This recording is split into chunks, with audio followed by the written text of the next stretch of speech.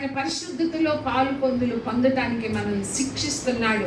నిన్ను నన్ను సరి చేయటానికే ఈ శ్రమలు వస్తున్నాయి, దేవుడు నన్ను శిక్షిస్తున్నాడని నమ్ముతారా?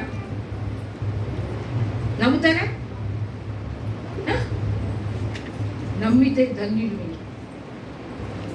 మీరు ఏ కష్టం వచ్చినా అదిగో యేసు ప్రభువుని నమ్ముకున్నాను, నాకు అలా వచ్చింది, ఎలా వచ్చింది, ఇలా జరిగింది, అలా జరిగింది, నేను ఎంత ప్రార్థన చేశాను, నా బిడ్డకి మంచి ఉద్యోగం రావాలని, మంచి భర్త రావాలని, లేకుంటే మంచి కోడలు రావాలని, మంచి చదువులు చదువుకోవాలని ఎంత ప్రార్థన చేశానో. ఇవి మన ప్రార్థనలు. దేవుడు నాకేం చేశాడు?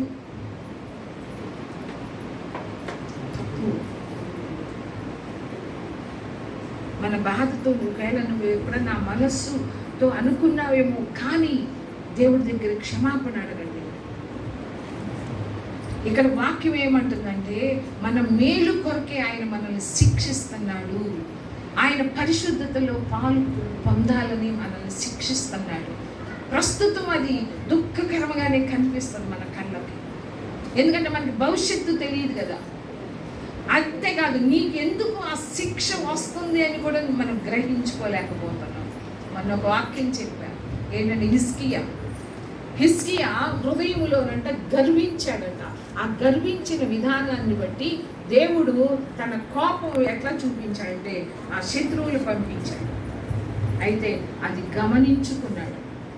గమనించి ఆ గర్వం అనేది, అంటే హిజ్కియా తాను తగ్గించుకున్నప్పుడు అప్పుడు ఆ శిక్ష అనేది, ఆ కోపం, దేవుని యొక్క కోపం హిజ్కియా దినాలలో రాలేదు.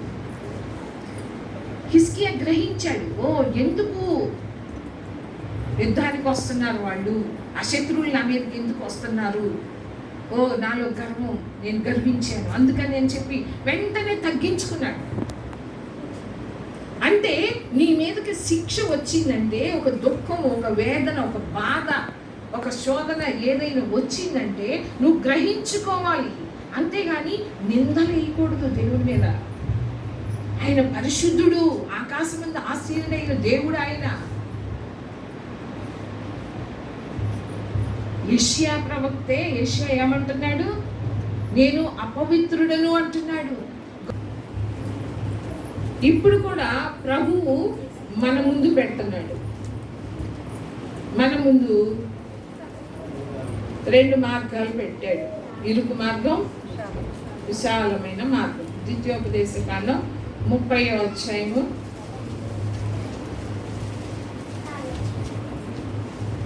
15వ వచనం. చూడుము నేడు నేను జీవమును మేలును మరణమును కీడును నీ ఎదుట ఉంచి ఉన్నాను. నీవు బ్రతికి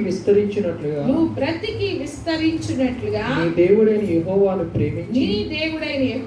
ప్రేమించి ఆయన మార్గములందు నడుచుకొని ఆయన ఆజ్ఞలను కట్టడలను విధులను ఆచరించుమని నేడు నేను నీకు ఆజ్ఞాపించుచున్నాను. అట్లు చేసిన ఎడల నీవు స్వాధీనపరచుకొనుటకు ప్రవేశించు దేశములో నీ దేవుడైన యెహోవా నిన్ను ఆశీర్వదించును. అయితే నీ హృదయము తిరిగిపోయి నీవు విననొల్లక ఏర్పబడిన వాడవై అన్య దేవతలకు నమస్కరించి పూజించిన ఎడల మీరు నిశ్చయముగా నశించిపోదురని స్వాధీనపరచుకొనుటకు యోర్దానును దాటపోచున్న దేశములో మీరు అనేక దినములు ఉండరనియు నేడు నేను నీకు తెలియజెప్పుచున్నాను. నేడు జీవమును మరణమును ఆశీర్వాదమును శాపమును నేను నీ ఎదుట ఉంచి భూమి ఆకాశములను మీ మీద సాక్షులుగా పిలుచుచున్నాను. హల్లెలూయా. ఏంటి? కనాను దేశంలోనికి ప్రవేశించడానికి ముందే దేవుడు ఇశ్రాయేలు ప్రజలకి ఆజ్ఞలు ఇచ్చాడు, కట్టడలు ఇచ్చాడు.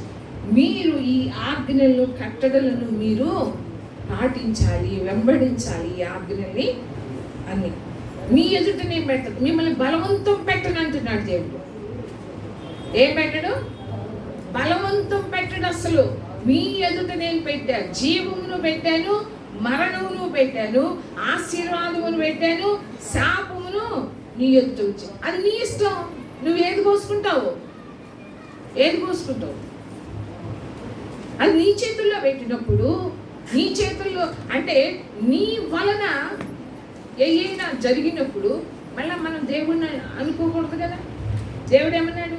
జీవాన్ని పెట్టాను మీ ఎదుట, మరణాన్ని పెట్టాను, ఆశీర్వాదమును పెట్టాను, శాపమును కూడా పెట్టాను. నీకు ఆశీర్వాదం కావాలా, శాపం కావాలా? జీవం కావాలా, మరణం కావాలా? నీకు జీవం కావాలి అంటే ఇక్కడ ప్రభు అనేది ఏంటంటే ఇరుకు ద్వారంలో ప్రవేశించండి. మీకు మరణం కావాలి అంటే విశాలమైన మార్గంలో ప్రవేశించండి. మన ముందు పెట్టాడు, అది నీ ఇష్టం. స్వేచ్ఛనిచ్చాడు, నువ్వు తీసుకోవాలి. వాగ్దానాలు కానీ ఏదైనా సరే నువ్వు స్వతంత్రించుకోవాలి. హల్లెలూయా. మన ఎదుటే ఉంచాడు. మనల్ని బట్టే, మనం చేసిన తప్పిదాలు బట్టి కావచ్చు, మనం తప్పిపోయిన పరిస్థితులు బట్టి కావచ్చు, మన జీవితంలో కొన్ని కలుగుతాయి. శిక్ష వస్తుంది, శ్రమ వస్తుంది. అప్పుడు ఏమైనా మనం గ్రహించుకోవాలి, పరిశీలించుకో. హబక్కూకు అలాగనే మందిరంలోకి వెళ్ళి పరిశీలించుకున్నాడట. హల్లెలూయా. వాళ్ళకేమో ఏంటి అంత, అన్యులకేమో మంచిగా జరుగుతుంది, ఇదేంటి ఎక్కడ చూసినా ఎప్పుడు కూడా దుఃఖమేను అని చెప్పి అనుకొని అక్కడ మందిరంలోకి వెళ్ళి దేవుని సన్నిధిలో ప్రార్థన చేశాడట. హల్లెలూయా. ప్రార్థన చేశాడు. నువ్వు కూడా దేవుని సన్నిధిలోకి వెళ్ళి ప్రభువా ఎందుకు ఈ శిక్ష వచ్చింది, ఈ శ్రమ ఎందుకు వచ్చింది, ఈ అప్పులు ఎందుకు అవుతున్నాయి, ఈ బాధలు ఎందుకు అని చెప్పి నువ్వు పరీక్షించుకో, నువ్వు గ్రహించుకో. హిజ్కియా గ్రహించాడు. నేను గర్వించాను హృదయంలో, అందుకనే నా ఈ దేవుని యొక్క కోపం వచ్చిందని చెప్పి గ్రహించుకున్నాడు. ఆ గర్వాన్ని విడిచిపెట్టాడు, తగ్గించుకున్నాడు. నువ్వు నేను కూడా ప్రతి పరిస్థితికి కారణము నువ్వే అని గ్రహించుకోవాలి. ఏ స్థితి వచ్చినా, అది శాపం వచ్చినా ఆశీర్వాదం వచ్చినా నువ్వే కారణం. దేవుడు అన్ని ఇచ్చాడు, అక్కడ పెట్టాడు అన్ని, అంతే. ఆయన మాట ప్రకారం నడుచుకుంటావా లేదా? ఇరుకు ద్వారంలో ప్రవేశింప పోరాడండి. హల్లెలూయా. అసలు మనము ప్రవేశించామో లేదో తెలుస్తుందా మనకి? ప్రవేశించినట్లేనా? ఇరుకు ద్వారంలో ఇరుకు ద్వారంలో ప్రవేశించాలి అంటే చూడండి, సామెతల్లో ఉంటుంది చూడండి ఇంకో మాట.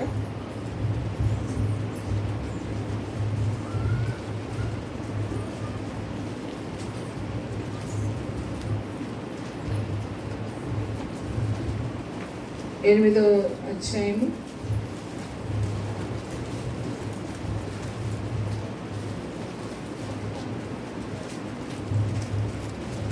17 నన్ను ప్రేమించు వారిని నేను ప్రేమించుచున్నాను. నన్ను జాగ్రత్తగా వెతుకువారు నన్ను కనుగొందురు. ఏంటంట? నన్ను జాగ్రత్తగా వెతికితే ఎక్కడ వెతుకుతావు?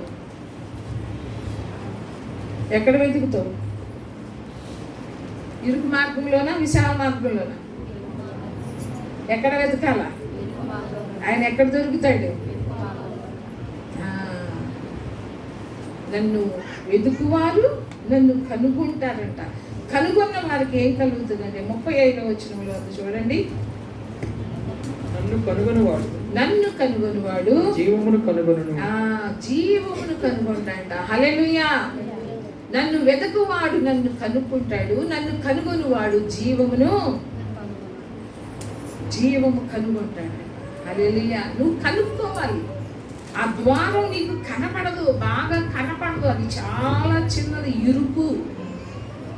నువ్వు కనుక్కోవాలి. విశాల మార్గంలో నడిచేవాళ్ళు కనుక్కోవాల్సిన అవసరం లేదు. ఎందుకంటే ఎదుగు అది చాలా పెద్దది. ఎక్కడుంది ఈ మార్గం, ఎక్కడుంది ఈ మార్గం అని నువ్వు వెతికి కనుక్కోవాల్సిన అవసరము లేదు. విశాల మార్గం కావాలనుకునే వాళ్ళకి, ఎవరైతే ఇరుకు మార్గంలో నడవాలనుకుంటారో వాళ్ళు కనుక్కోవాలి, వెతకాలంట. మనం పూర్ణ మనస్సుతో ఆయన్ని వెతకాలి. నన్ను వెతకువారు నన్ను కనుగొంటారు, నన్ను కనుగొనివాడు జీవమును కనుగొను. జీవంలోనికి మనం వెళ్ళాలి అంటే ఆ ఇరుకు ద్వారమున ప్రవేశించాలి. హల్లెలూయా. చాలా కష్టం. ఆషామాషి భక్తి చేస్తున్నాం మనం అందరం కదా. చేస్తున్నామా లేదా? ఎలాంటి భక్తి చేస్తున్నాం? ఏది విడిచిపెట్టగల మన జీవితంలో ఏది విడిచిపెట్టడానికి ఇష్టపడటం లేదు. దాని అర్థం ఏంటంటే అన్ని కలిగి మనము ఆ మార్గంలో నడుస్తున్నాము అంటే అది విశాల మార్గం. విడిచిపెట్టడం అంటేనే కష్టం వస్తుంది. అబద్ధాలు విడిచిపెట్టు అంటే చాలా కష్టం. ఇరుకు ద్వారంలో, ఇరుకు మార్గంలో నడవాలంటే ఎంత కష్టమో, అలాగని అబద్ధాలు విడిచిపెట్టాలంటే అంత కష్టం. శత్రువుని ప్రేమించాలన్న కష్టం. అంటే యేసు ప్రభు చెప్పిన విషయాలన్నీ కూడా మీరు చదవండి బాగా, 5, 6, 7 అధ్యాయాలు. అవన్నీ కూడా కష్టం. కానీ ప్రభు ఏమంటున్నాడు? మీరు ఆ మార్గంలో ప్రవేశించాలి. ప్రవేశించడానికి పోరాడాలి.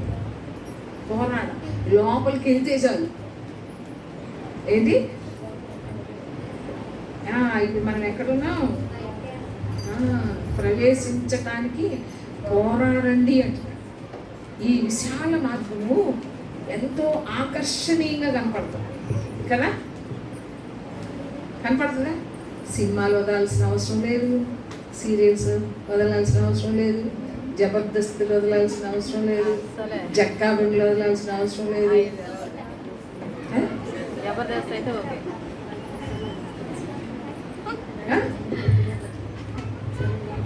సినిమా పాటలు వదలాల్సిన అవసరం లేదు, డ్యాన్స్లు వదలాల్సిన అవసరం లేదు, చెట్ల కిందకి వెళ్ళటం వదలాల్సిన అవసరం లేదు. ఏంటి చెట్ల కిందకి వెళ్తారు కదా, అవి కూడా మార్చుకోవాల్సిన అవసరం లేదు. వాటన్నిటిని మోసుకొని ఆ మార్గంలో నడు.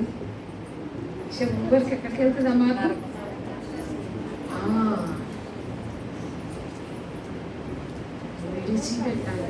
విడిచిపెట్టాలి, వదిలించుకోవాలి. నీ చీరకి కొంచెం బురద అయితే చాలు. వదిలించుకుంటావా లేదా? బురద ఏమైతే ఇదిలే ఉంటే ఉందలే అనుకుంటావా? ముందేం చేస్తావు? ముందు వెళ్ళి వదిలించుకుంటావు ఆ బురదను. అబ్బా అది మంచిది అనుకో, మనకి ఇష్టమైంది అనుకో, మనం ఏం చేస్తాం? ఎంతసేపు రుద్దుతాము దాన్ని, ఎంతసేపు రుద్ది ఆ మరకంతా పొయ్యేదాకా రుద్దుతానే ఉంటాం. మరి ఇది వదిలించుకోవే.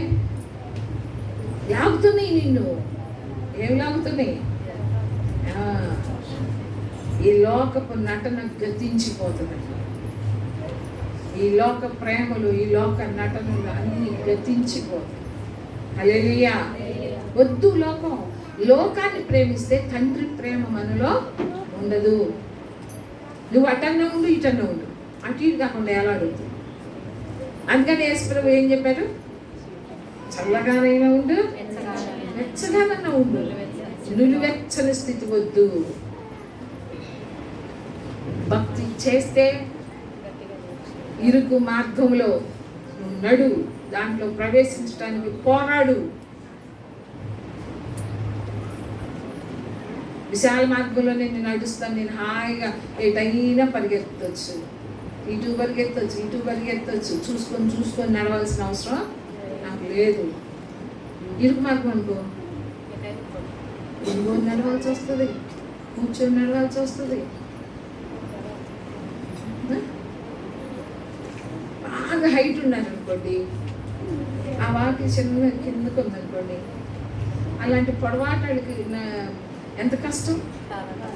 అదే పెద్దది అనుకోండి, ద్వారం ఎత్తుగా ఉంది,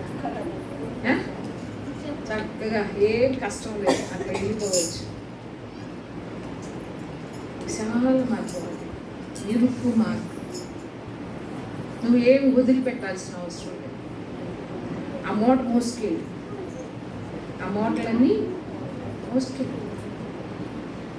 నువ్వు తాగుడు మానాల్సిన అవసరం లేదు, దొంగతనాలు మానాల్సిన అవసరం లేదు, వ్యభిచారం మానవలసిన అవసరం లేదు. అది విశాల మార్గం. వాటన్నిటితోటి పోయి నరకంలో పడిపోతావు. ఇరుకు కష్టమే, చాలా కష్టమే. కానీ నువ్వు అలాగనే చూసుకొని చాలా జాగ్రత్తగా నడవాలి. విశాల మార్గంలో జాగ్రత్త అవసరం లేదు, కానీ ఇరుకు మార్గంలో నువ్వు చాలా జాగ్రత్తగా నడవాలా. అటు వెళ్తే ఏంటి, అటు అడుగేస్తే ఏంటి, ఇటు అడుగేస్తే ఏంటి అని మన ప్రవర్తన, మన క్రియలు, మన మాటలు ఎలా ఉన్నాయని మనం జాగ్రత్తగా గమనించుకుంటూ మనం ముందుకి వెళ్ళాలి. ఇవన్నీ వదిలేసే వాళ్ళకి ఏం లేదు విశాల మార్గంలో వెళ్ళాలి. ఎందునైనా పట్టించుకోవాల్సిన అవసరం లేదు. ఇరుకు ద్వారం కావాలా, విశాల ద్వారం కావాలా? ఏ మార్గం కావాలి? అదే పాస్టర్ అంటారు కదా, ఆశ, దోశ, అప్పడం, వడ. అందరికి ఇరుకు మార్గం కావాలి, కానీ వదిలిపెట్టాం. ఎమ్మకమ్మన్నీ విడిచిపెట్టాం.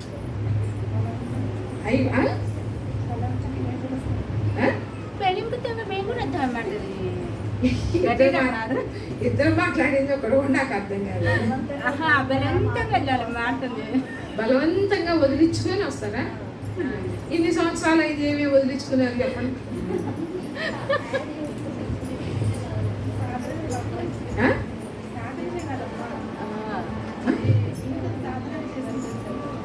సాధన అదే. ఇప్పటికి మనం 20 సంవత్సరాలు 30 సంవత్సరాలు అయింది, ఏమి సాధన చేసి ఏమి సాధించాం?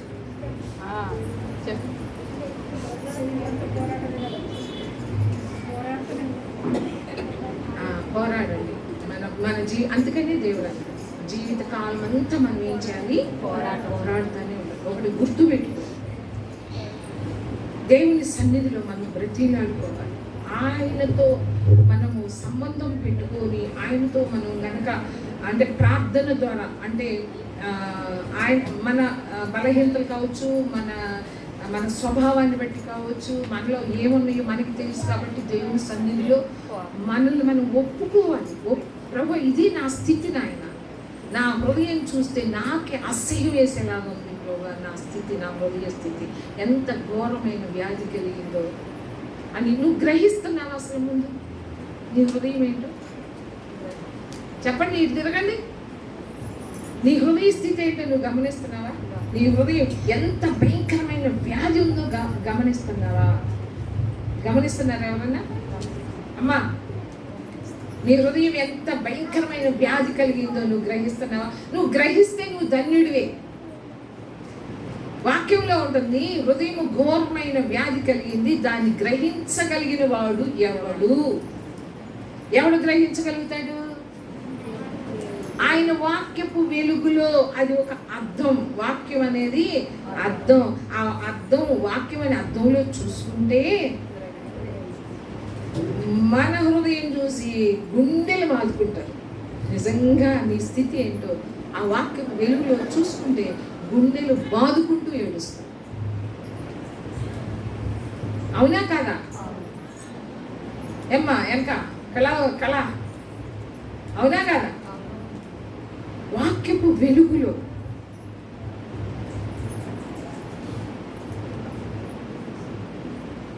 నేర్చుకుంటున్నారా? అలా ముందుకు వెళ్ళిపోవాలి.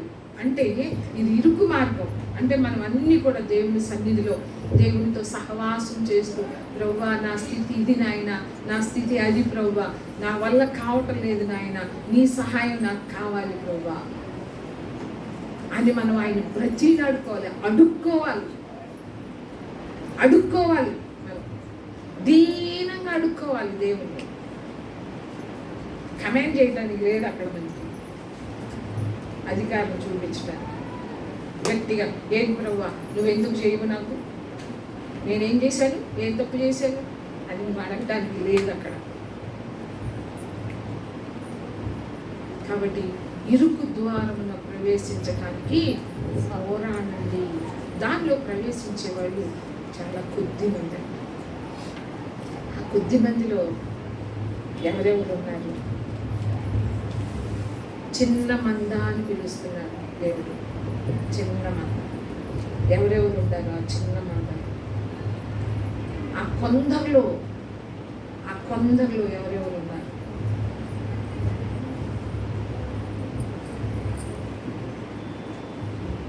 పరలోక రాజ్యంలో ప్రవేశించాలి అంటే ఇరుకు ద్వారంలోనే నువ్వు ప్రవేశించాలి, వేరొక మార్గము లేదు. నువ్వు ఎన్నాళ్ళు చూసినా నీ భక్తి నువ్వు చేసుకోవాల్సిందే, కానీ పరలోకం వద్దనుకునే అవసరంలే. మీ ఇష్టానుసారంగా జీవించండి. పరలోకం ఎవరైతే కావాలి అనుకుంటారో, నాకు ఆ నరకం వద్దు అనుకుంటారో, వాళ్ళు ఈ ఇరుకు ద్వారంలో ప్రవేశించాలి. హల్లెలూయా. అలాంటి ఆశ ఉందా? ఆశ? అలాంటి కృపదేవుడు మనందరికీ దయచేయగా.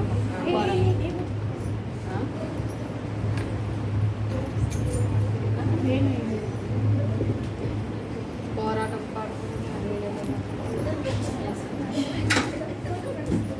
రెండు భాగం పోరాటం, ఆత్మీయ పోరాటం,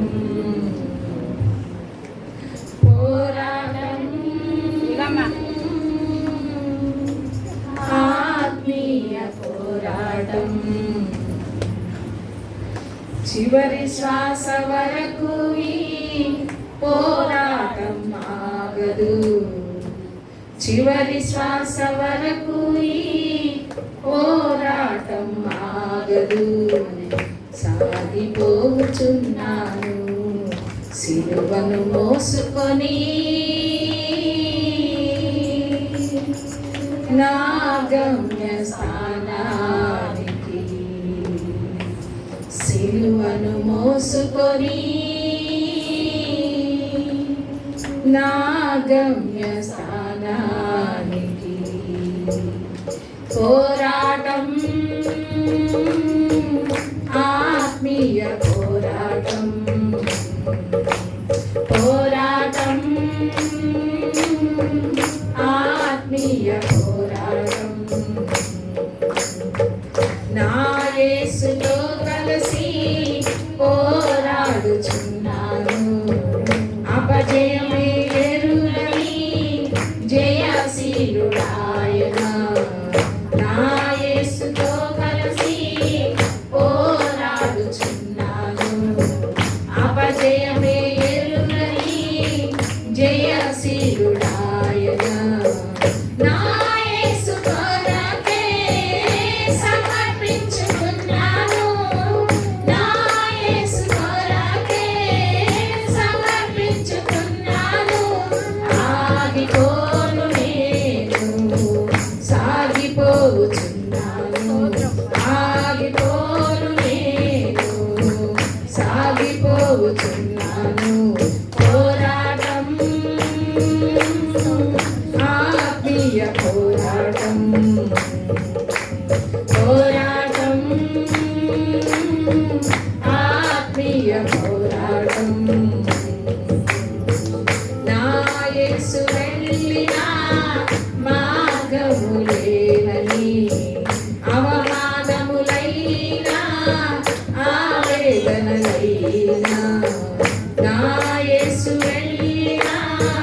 మార్గము లేదని అవమానములైనా నా యేసు కృపనుండి దూరపరచలేదని నా యేసు కృపనుండి దూరపరచలేదని ఆగిపోను నేను సాగిపోచున్నాను ఆగిపోను నేను సాగిపోచున్నాను పోరాటం ఆత్మీయ పోరాటం పోరాటం ఆత్మీయ పోరాటం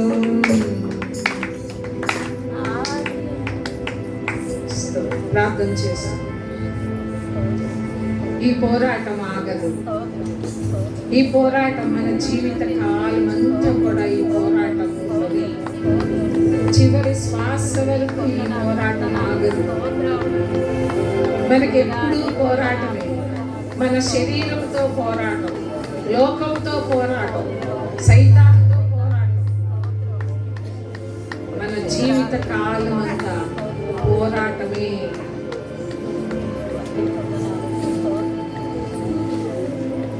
యేసయ్య సహాయంతో. అందుకని భక్తుడు అంటున్నాడు, నా దేవుని సహాయము వలన నేను ప్రాకారములు దాటుతాను. నా దేవుని సహాయము వలన నేను శూర కార్యాలు నేను జరిగిస్తాను. దేవుని సహాయముతో, దేవుని సహాయము లేకుండా, దేవుని కృప నీకు తోడుగా లేకుండా మనము ఏది కూడా మనము జయించలేము. ఈ పోరాటం ఎప్పుడూ మనకు ఉండదు. మన ప్రభు అయితే అపజయం ఎరుగని దేవుడు ఆయన. మన యేసయ్య, మన ప్రభు, మన తండ్రి అపజయం ఎరుగని ఆ యేసయ్యతో కలిసి మనం పోరాడేవారిగా ఉండాలి. ఎన్ని అవమానాలైనా, ఎంత ఆవేదనలైనా, ఎంత కరువైనా, కాటకమైన, వస్త్రహీనతైన, వ్యాధైన, బాధైన, శోధనలైన, ఎన్ని అయినా కూడా ఏది కూడా నా యేసయ్య ప్రేమ నుండి, ఆయన కృప నుండి నన్ను దూరం చేయలేవు.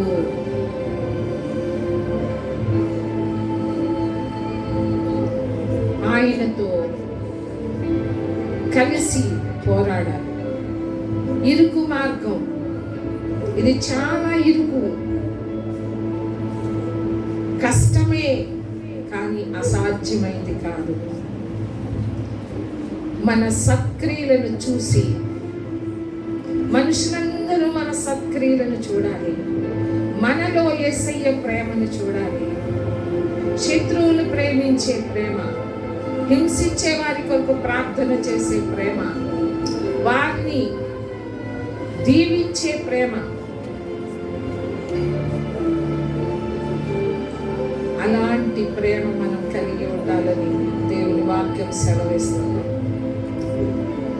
పరిశుద్ధాత్మ ద్వారా మన హృదయాల్లో దేవుని ప్రేమ కుమ్మరించబడి ఉన్నది అని వాక్యం సెలవిస్తుంది.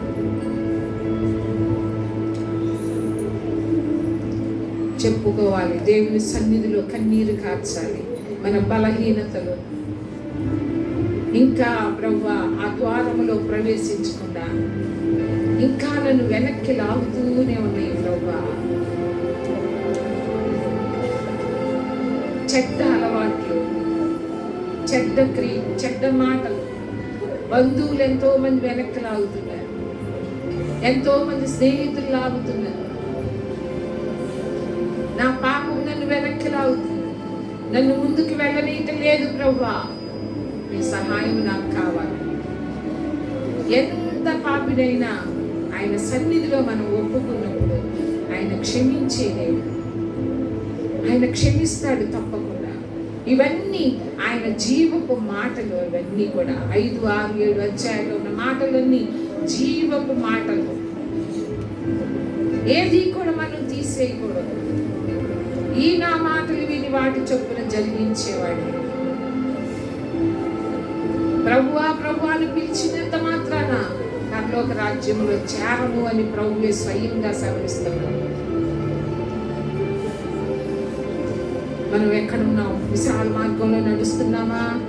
ఏది విడిచిపెట్టకుండా దేవుడు కోరుకుంటుంది ఏంటి? మనం ఎలాంటి జీవితం జీవించాలని దేవుడు కోరుకుంటున్నాడో అవన్నీ మన ముందులో ఉంచాడు. ఏ మార్గంలో నువ్వు నడుచుకోవాలో, ఏ మార్గంలో నువ్వు నడవాలో వాటన్నిటినీ కూడా మనం ముందుకు ఇచ్చాడు దేవుడు. మనం నశించిపోవటం దేవునికి ఇష్టం లేదు. ఆయన సారూప్యంలోనికి రావాలి. ఆయన సంపూర్ణతకి సమానమైన సంపూర్ణతలోనికి మనం మారాలని. నువ్వు ఆయనతో సహవాసం చేస్తే ఆయనతో నీకు ఉన్న సంబంధాన్ని బట్టి, సహవాసాన్ని బట్టి మోషే 40 దినాలు దేవుని సన్నిధిలో ఉన్నప్పుడు మోషే మొహం చాలా ప్రకాశించింది. నువ్వు దేవుని సన్నిధిలో ఆయనతో సహవాసం చేస్తే నీలో ఒక్కొక్కటి అవన్నీ కూడా తీసివేయబడతాయి. మొట్టమొదట ఆయనతో సహవాసం చేయాలి. ఆదాము అవ్వలకి దేవునితో సహవాసం పోయినప్పుడు ఆ పాపం వచ్చింది. దేవుడు చెప్పిన మాటకి వాళ్ళు లోబడలేదు.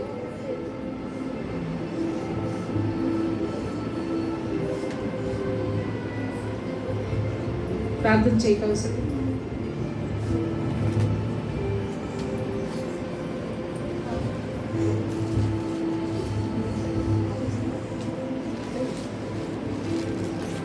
స్తోత్రం దేవా, స్తోత్రం మహాగణుడా, మహోన్నతుడా, పరిశుద్ధుడా, నిత్యనివాసుడైన తండ్రి, నీకు వందనాలు అయ్యా. స్తోత్రాలు చెల్లించుకుంటున్నాం ప్రభువా. నువ్వు సర్వోన్నతుడివి, సర్వశక్తివంతుడివి, మహోన్నతుడివి, మహిమగల రాజు నాయన. అయ్యా నీకే స్తుతులు వందనాలు చెల్లించుకున్నాం తండ్రి. ఆ కొండ మీద ప్రసంగం ఎంతో శ్రేష్టమైనది నాయన. నీకు స్తోత్రాలు ప్రభువా. ఈ ఉపమానాల గురించి ధ్యానించామే కానీ ప్రభువా అయ్యా ఈ 40 రోజుల ఉపవాస దినాల్లో అయితే ప్రభువా అయ్యా నువ్వు ఆ కొండ మీద అయ్యా శిష్యులకి ఏమి బోధించావో, ఏమి ప్రసంగం చేశావో అదంతా కూడా మేము నేర్చుకోవటానికి నాయన సహాయం చేయండి. విని వదిలేసేవారిగా ఉండొద్దు ప్రభువా. నువ్వైతే నాయన ఎలాంటి జీవితం జీవిస్తే నీకు ఇష్టమో తండ్రి దాని గురించి నువ్వు చెప్పావు. మేము ఎలా నడుచుకోవాలో తండ్రి ఆ విషయాలన్నీ కూడా నువ్వు మాట్లాడావు ప్రభువా. నీకు వందనాలు, స్తోత్రములు.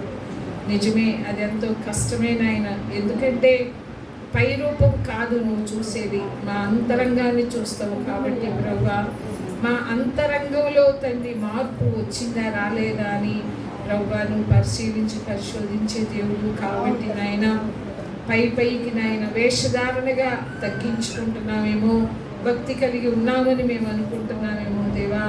అలా వద్దు నాయన. మా హృదయాలు మారాలి, మా బ్రతుకులు మారాలి, మా ప్రవర్తన మారాలి, మా మాటలు, మా క్రియలు అన్నీ మారాలి నాయన. ఎందుకంటే మనుషులు నాయన, మా ఇరుగు పొరుగు వారు కానీ, మా బంధువులు, స్నేహితులు కానీ ప్రభువా అయా మాలో అయా సత్క్రియలను చూసినప్పుడు మీ నామాన్ని మహింపరుస్తారు వాళ్ళు నాయన. ఈ మార్పు ఎవరి ద్వారా ఎలా కలిగింది అని ప్రభువా వాళ్ళు కూడా ఆశ్చర్యపోతారు. అలాంటి మార్పు మాలో కనిపించటం లేదు నాయన. అయ్యా నీకు స్తోత్రాలు. అన్నిల కంటే కూడా ఇంకా ఎక్కువగానే మేము నాయన ఇంకా దిగజారిన స్థితిలో మేము ఉంటున్నామేమో నాయన. అయ్యా మమ్మల్ని క్షమించండి. నూతన సంవత్సరంలోకి వెళ్తున్నాం. అప్పటి నుంచి కాదు కానీ 1వ తారీఖు నుంచి కాదయ్యా, ఇప్పుడే తండ్రి అలాంటి మార్పు మేము అయ్యా పొందుకోవటానికి మీరు కృప చూపించండి అయ్యా. ఏదైనా మేము పొందుకోవాలంటే నీ సహాయమే నాయన, నీ కృపే దేవా. నీ దయను బట్టే, నీ కనికరాన్ని బట్టే కానీ మా మంచితనాన్ని బట్టి కాదు నాయన. అందుకనే ప్రభువా నీ సన్నిధిలో బ్రతిలాడుకుంటున్నాము నాయన. నీకు ఇష్టమైన రూపం మాలో వచ్చేలాగా మీరు సహాయం చేయమని అడుగుతున్నాం. నువ్వు శిక్షించటం మా మేలు కొరకే. నీ పరిశుద్ధతలో మేము అయ్యా అయ్యా పాలు పొందటానికి అంటున్నావు నాయన. అయ్యా నీకు వందనాలు, స్తోత్రాలు చెల్లించుకున్నాం తండ్రి. అవును నాయన, అయ్యా ప్రస్తుత కాలం ముందు నాయన ఆ సమస్త శిక్ష మాకు దుఃఖకరంగా ఉంటుంది, బాధాకరంగా ఉంటుంది, చాలా నొప్పిగా ఉంటుంది నాయన. కానీ తండ్రి అది మాకు సంతోషాన్ని ఇస్తుందని నీ వాక్యం సెలవిస్తుంది నాయన. నీతి అనే సమాధాన ఫలం ఇస్తుందని చెప్పిన దేవా నీకు వందనాలు. అయ్యా స్తోత్రాలు చెల్లించుకున్నాం తండ్రి. మా జీవితాల్లోకి నువ్వు ఏది అనుమతించినా అది ఏదైనా కావచ్చు నాయన ప్రభా, అది మా మేలు కొరకే నాయన. నువ్వెన్నడూ కూడా ప్రభా అయ్యా నువ్వు మమ్మల్ని ఏడ్పించే దేవుడు కాదు నాయన. మేము ఏడుస్తున్నాము అంటే అది మా తప్పిపోయిన స్థితిని బట్టో అయ్యా మా పాపముని బట్టో కానీ అయ్యా నువ్వు పరిశుద్ధుడు నాయన. నీతి న్యాయములు నీ సింహాసనానికి ఆధారముగా చేసుకున్న దేవుడు తండ్రి. అయ్యా నీకు వందనాలు, అయ్యా స్తోత్రాలు చెల్లించుకున్నాం. ఇప్పటి వరకు నాయన నీ మాట విననొల్లని వారిగా మేము ఉన్నాము నాయన. అయ్యా నీ కృపను బట్టి మేము బ్రతిలాడుకుంటున్నాం, అడుక్కుంటున్నాము నాయన. ఇప్పటి నుంచి అయినా మా ఆత్మీయ జీవితాలు నా తండ్రి అయ్యా మార్చబడాలి నాయన. నీకు స్తోత్ర. నువ్వు కోరుకున్న ఆ ప్రేమ, శత్రువుని ప్రేమించగలిగిన ఆ ప్రేమ, హింసించే వారి కొరకు ప్రార్థన చేయగలిగిన ఆ ప్రేమ నాయన. అయ్యా అలాంటి ప్రేమతో మా హృదయాన్ని నింపమని అడుగుచున్నాం దేవా. అయ్యా నీకు స్తోత్రాలు. మా హృదయం ఎంతో అయ్యా ఘోరమైన వ్యాధి కలిగి ఉన్నది నాయన. దాన్ని స్వస్థపరచగలిగిన వాడు నీవే కదా నాయన. బాగు చేయగలిగిన వాడు నీవే కదా నాయన. అది మేము గ్రహిస్తున్నాము నాయన. వాక్యము వెలుగులో అయ్యా వాక్యం అనే అర్థములో అయ్యా మా హృదయాలు ఎంత భయంకరమైనవో నాయన. అయ్యా నీకు స్తోత్రములయ్యా. మేము నాయన గ్రహిస్తున్నాము నాయన. నీకు స్తోత్రాలు ప్రభువా. అందుకనే నీ సన్నిధిలో మేము ఒప్పుకుంటున్నాము నాయన. అయ్యా కనికరించి సహాయం చేయమని అడుగుచున్నాం దేవా. అయ్యా ఇక్కడికి వచ్చిన ప్రతి ఒక్క బిడ్డను మీరు జ్ఞాపకం చేసుకోనండి నాయన. అయ్యా వాక్యమిని వదిలేయొద్దు నాయన. ఇరుకు ద్వారంలో మేము అయ్యా ప్రవేశించటానికి పోరాడేవారు ఇంకా సహాయం చేయి అయ్యా. బలవంతంగా జ్వరపడ్డారంట ప్రభువా. అవును నాయన. అయ్యా ఏ విషయాలు మమ్మల్ని వెనక్కి లాగుతున్నాయో నాయన, ఏది పరలోక రాజ్యంలోనికి ప్రవేశించకుండా మమ్మల్ని ఆటంకపరుస్తున్నాయో ప్రభువా, మా బంధువులే కావచ్చు, స్నేహితులే కావచ్చు నాయన. ఓ ప్రభువా, మా బలహీనతలే కావచ్చు నాయన, మా చెడ్డ అలవాట్లే కావచ్చు నాయన, మా పాపమే కావచ్చు నాయన. ఎన్నో ఉన్నాయి దేవా. నీకు స్తోత్రములు నాయన. అయ్యా అవన్నీ వెనక్కి లాగుతూ ఉండగా అయ్యా వాటన్నిటినీ వదిలించుకొని అయ్యా విడిచిపెట్టుకొని నా తండ్రి అయ్యా బలవంతంగా ముందుకు సాగేవారిగా నీ కృప మాకు అందరికీ కూడా దయచేయి. ఏ ఒక్కరు విడిచిపెట్టబడే గుంపులో ఉండకుండా కేవలం నీ కృపను బట్టి నాయన అయ్యా అయ్యా అయ్యా ఇరుకు ద్వారంలో ప్రవేశించే వాళ్ళు కొందరే అన్నావు. ఆ కొందరిలో నాయన అయ్యా మేము అందరం ఉండటానికి మీ కృప దయచేయమని అడుగుచున్నాం దేవా. అయ్యా నీకు వందనాలు. అయ్యా స్తోత్రాలు. వచ్చిన ప్రతి ఒక్క బిడ్డను పేరు పేరున మీరు జ్ఞాపకం చేసుకునండి అయ్యా. వారి అవసరాలు అక్కర్లు నీకు తెలుసు నాయన. ఓ ప్రభువా, నిన్ను కలిగి ఉంటే చాలు నాయన. నిన్ను కలిగి ఉన్న జీవితాలు ధన్యము నాయన. నీకు స్తోత్రాలు ప్రభువా. నిన్ను ప్రేమించే వారం అయితే అయ్యా నీ మాట వింటాము నాయన. నీకు స్తోత్రాలు ప్రభువా. నీ మాటకి లోబడే వారిగా చేయమని అడుగుచున్నాం దేవా. అయ్యా నీకు స్తోత్రాలు చెల్లించుకున్నాం తండ్రి. ఈ బిడ్డలు నాయన సమస్యలు నీకు తెలుసు, ఇరుకులు ఇబ్బందులు తెలుసు, కొరతలు తెలుసు నాయన. సమస్తం ఎరిగిన దేవుడు నీవు కాబట్టి ఒక్కొక్క బిడ్డను నీ కృపగల స్థాయికి అప్పగించుకున్నాం. వారి సమస్యలు, వారి కొరతలు, అవసరతలు అన్నీ కూడా నీ కృపగల స్థాయికి అప్పగించుకున్నాం. ప్రతి ఒక్క కుటుంబం చుట్టూ నీ కంచివే, నీ కాపుదలను దయచి ఏ గృహంలోకి ఎలాంటి కీళ్లు జరగనియొద్దయ్యా. ఆ సాతాను ఎన్నో విధాలుగా కీళ్లు చెయ్యాలని ఓ తండ్రి చూస్తూ ఉంటాడు. నూతన సంవత్సరానికి అడుగు పెడుతున్నావు నాయన. నూతన సంవత్సరం అంతా కూడా అయ్యా ఆశీర్వాదకరంగా మాకు ఉండాలి ప్రభువా. నువ్వు మాకు ఉంటే చాలు నాయన. అయ్యా నువ్వు మాకు తోడుగా ఉంటే ఎలాంటి శ్రమ అయినా, ఎలాంటి ఇరుకులు ఇబ్బందులైనా కూడా మేము నాయన ఎదుర్కోగలము నాయన. నీ సహాయంతో వాటిని జయించగలము నాయన. అయ్యా నీకు వందనాలు, స్తోత్రములు నాయన. ఏ కుటుంబంలో ఎలాంటి మరణాలు లేకుండా, కీళ్లు తొందరలు జరగకుండా అయ్యా ప్రతి ఒక్క కుటుంబం చుట్టూ అయ్యా నీ కంచె, నీ కాపుదల దయచే. నూతన సంవత్సరం అంతా కూడా నాయన ఆది నుండి అంత వరకు కూడా నాయన అయ్యా బిడ్డల చుట్టూ నీ కంచె వేయమని అడుగుచున్నావు నాయన. వాళ్ళకి కావాల్సిన భద్రత దయచే, వాళ్ళకి కావాల్సిన క్షేమము దయచే, వాళ్ళకి కావాల్సిన ఆశీర్వాదము దయచే, వాళ్ళకి కావాల్సిన ఆరోగ్యము దయచేయి నాయన. ఆయుష్ను దయచేయి నాయన. నీకు వందనాలు అయ్యా, స్తోత్రాలు చెల్లించుకున్నాం తండ్రి. నీ బిడ్డలు ఇచ్చిన కానుకలు కూడా మీరు దీవించండి, ఆశీర్వదించండి. ఇప్పుడు వారి వారి గృహాలకు వెళ్ళుచుండగా నీ సన్నిధి సమాధానం బిడ్డలకు తోడుగా ఉంచమని, సమస్తమైన ఘనత మహిమ ప్రభావాలు మీరే పొందుకోమని యేసు పరిశుద్ధ నామములో ప్రార్థించి స్తుతించి వేడుకొంచున్నాము తండ్రి. ఆమేన్.